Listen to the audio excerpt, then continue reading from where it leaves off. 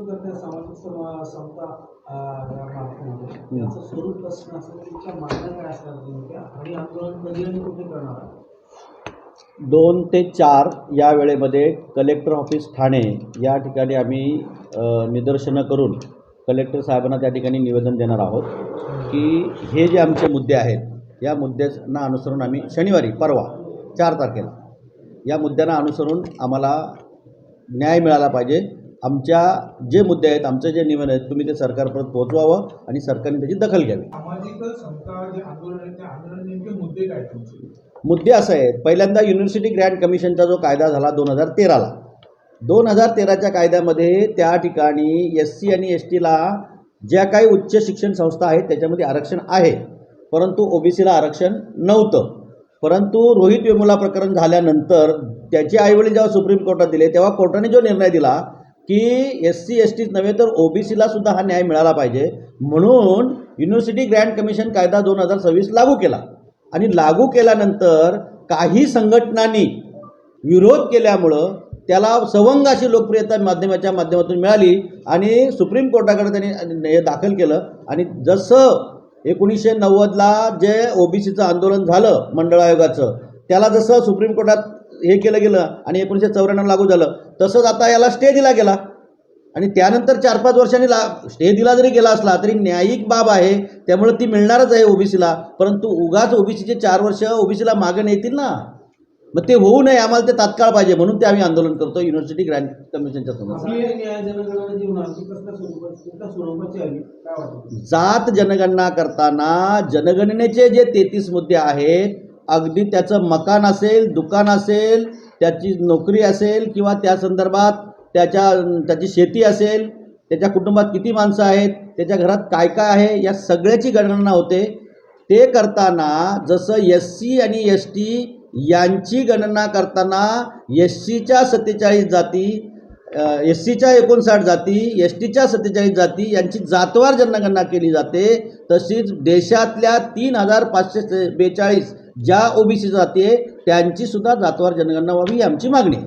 मी काय म्हणतो, तुम्ही मुद्दे मांडताना नवे मनुवादी शैक्षणिक धोरण रद्द करा अशी तुमची मागणी, याच्यावर तुमचं काय म्हणतं? नवे मनुवादी धोरण शैक्षणिक धोरणमध्ये सरकारने ज्या ग्रामीण भागातल्या पटसंख्या नसलेल्या शाळा बंद करायला घेतल्या आणि त्या विद्यार्थ्यांना दुसरीकडे लांब 5-5, 6-6 किलोमीटर अंतरावरचं दुसऱ्या शाळांमध्ये त्यांना पाठवलं जातं.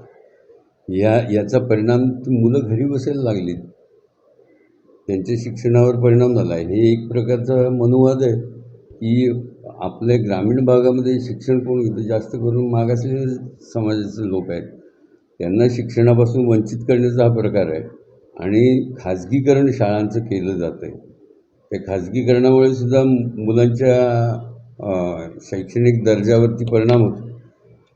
हे त्या व्यतिरिक्त जाती आधारित आणि खोटा इतिहाससुद्धा आता त्यांनी या शैक्षणिक धोरणामध्ये घुसडायला चालू केलं आहे अभ्यासक्रमामध्ये.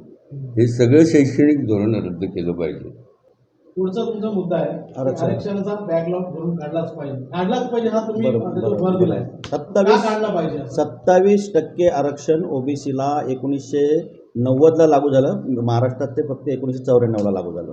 1994 नंतर जो काही DOPTचा अहवाल आला त्याच्यामध्ये ज्या वेळेस मंडळ आयोग लागू नव्हता त्यावेळेस 12.5% आरक्षण OBCला मिळत होतं. म्हणजे OBC संख्या होती, पण मंडळ आयोग लागू झाल्यानंतर त्याची घसरण होऊन ते 4.5%वर आलं.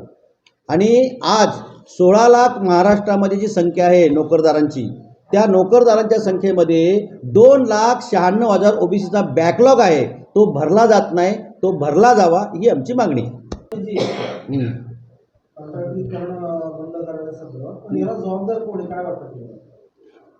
जबाबदार सरकार आहे जी आम्ही लोकांनी निवडून दिली. सरकारचं धोरण जबाबदार आहे. आता नवी मुंबईचा जो मुद्दा चालतोय गेली काही दिवसांपासून विमानतळासंदर्भातला, लोकनेते दिबा पाटील यांचं नाव दिलं पाहिजे. अनेक संघटनांनी मागणी केली, आपण देखील हा मुद्दा प्रभावीपणे घेतलाय. काय वाटतंय, ही दिली जाईल तुमची मागणी मान्य होईल किंवा काय, तुम्ही काय ठेवली मागणी? लोकशाही आहे आणि आम्ही न्याय या हक्कासाठी मांडतो. त्या ठिकाणी नवी मुंबई भागामध्ये दिवा पाटलांनी फार मोठे लढे केलेले शेतकऱ्यांसाठी आणि त्यांच्या याचा आदर होणं आवश्यक आहे. या ठिकाणी काय तुम्ही बाहेरचे कोणाचे तरी नावं द्याल ही योग्य नाही ना. स्थानिक दिवांसारखा एक फार मोठा व्यक्ती तिचं नाव दिलं गेलं तिथं पाहिजे. छत्रपती शिवाजी महाराज जे आंतरराष्ट्रीय विमानतळ आहे तिथं अदानी विमानतळ नाव यायला लागलं आहे. तर आता ज्या भूमीमध्ये ते नवी मुंबईच्या होतं आहे की ज्या ठिकाणी ती भूमी व्यवस्थित राहावी आणि तिथला शेतकरी सुखी व्हावा याकरता दिबांनी तिथं प्रयत्न केलेले आहेत, त्या दिबांचं नाव द्यायला काहीच हरकत नाही. समाजातील लोकांना एकच आव्हान आहे की स्वातंत्र्य मिळून 75 वर्ष झाल्यानंतर सुद्धा 85% असणारा SC ST OBC आजही त्याच्या अर्थकारणापासून दूर आहे. याचं कारण तो आजही तितका सक्षम न होऊ शकला. याचं कारण म्हणजे की जे काही धोरणं होती ती धोरणं प्रत्यक्षात शेवटच्या घटकापर्यंत राबवण्यात असलेली सरकारं ही कमी पडलेली आहेत आणि त्यामुळं ती सरकारं करत नव्हती म्हणून आम्ही हे सरकार दिलं. तर या सरकारने आमच्या उरावरच पाय दिलं आहे, म्हणजे गळात दाबायला घेतलेला आहे. म्हणून हे आंदोलन आता आम्ही मोठ्या प्रमाणात सुरू करतो. पूर्वी एकच कंपनी होती, ईस्ट इंडिया कंपनी. आता 9 कंपन्या आल्या आणि ही सत्ता तिकडं डायव्हर्ट झाली आहे. आणि म्हणून गरिबांचं शिक्षण होऊ नये.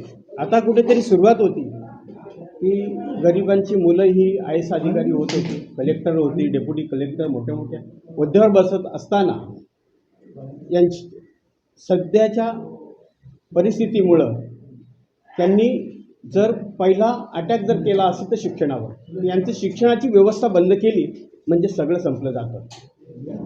यांनी कुणाला भरतीच करायची नाही. आज असं सगळ्या शाळांमध्ये 10-10, 15-15 रिक्त पदं आहेत, ही भरती होऊ द्यायची नाही. आणि मुळात डॉक्टर बाबासाहेब आंबेडकरांनी आम्हाला जो बेसिक पे दिला होता, मूळ पगार दिला होता, तोच आता हद्दपार झालेला आहे. म्हणजे कंत्राटी पद्धत आणल्यामुळं बाह्य स्रोतामार्फत म्हणजे ह्या कंपन्यांमार्फत ही भरती केल्यामुळं इथे फार मोठं नुकसान झालेलं आहे. ही जी जाचक सरकारची भूमिका आहे, त्यांनी घेतलेले निर्णय त्यांना धोरणात्मक वाटतात, परंतु आज जनतेला ते निर्णय अन्यायकारक वाटतात असं आम्हाला वाटतं. आणि म्हणून त्याच्या विरोधामध्ये हा लढा आमचा सुरू होणार आहे. या नाही, एक मिनिट. सरांनी अगोदर बोलले असतील तर परत त्या विषयावर मला बोलण्याची काही गरज नाही. तुमची भूमिका सांगा. नाही, तसं नाही विषय. नाही का तुमची मी पण आपले तुमची इच्छा नसेल पण महासंघाचे घटक आहात ना तुम्ही. हो. थोडक्यात बोलायचं तर तुम्ही बोला. सामाजिक समता आंदोलन होतंय आणि कलेक्टर कार्यालयावर तुमचं एक मोठं आंदोलन होतंय. काय नेमकी भूमिका असणार तुमची? ठीक आहे, चला 2 मिनिटं.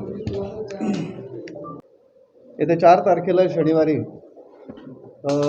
SC ST आणि OBC मिळून सर्व समाज घटकां मिळून आपण एक सामाजिक समता आंदोलन जिल्हाधिकारी कार्यालय ठाणे या ठिकाणी आपण करत आहोत. खरं म्हणजे सगळ्यात महत्त्वाचा मुद्दा या आंदोलनाचा हा जो आहे तो म्हणजे UGC संदर्भातला. युनिव्हर्सिटी ग्रँट कमिशनच्या माध्यमातून नव्याने जो कायदा पास झालेला आहे त्या कायद्याला एका सवर्णांनी त्या ठिकाणी विरोध केलेला आहे आणि नव्हे त्यांनी सुप्रीम कोर्टामध्ये याचिका दाखल करून पहिल्या सुनावणीमध्ये त्यांनी त्यासाठी स्टे घेतलेला आहे.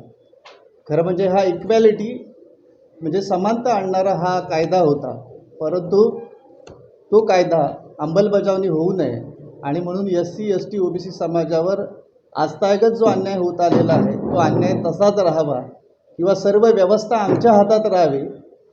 शूद्र म्हणून ज्यांना यापूर्वी गणलं गेलं आहे ही लोक व्यवस्थेत येऊ नयेत म्हणून अशा पद्धतीचा याला विरोध केला जातो. आणि आमचं सगळं म्हणजे OBC SC ST या सर्व समाजाचं या UGC बिलाला समर्थन आहे आणि हे बिल कुठल्याही परिस्थितीत आता एक 2-3 दिवसामध्ये त्याच्यावर सुनावणी होणार आहे आणि अखेरचा निर्णय घेतला जाणार आहे. म्हणून आमच्या सर्व समाज घटकांचा या UGC बिलाला पूर्ण समर्थन आहे, ही एक महत्त्वाची गोष्ट आहे.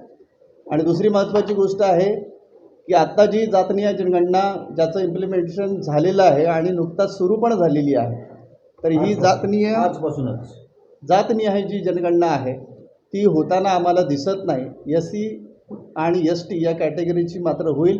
पण ओबीसीचा कॉलम आणि जातीचा कॉलम त्यामध्ये नसल्यामुळं या भारत देशातील नवे महाराष्ट्रातील सर्व ओबीसी समाजाचा याच्यावर या जातघडणीवर बहिष्कार असणार आहे.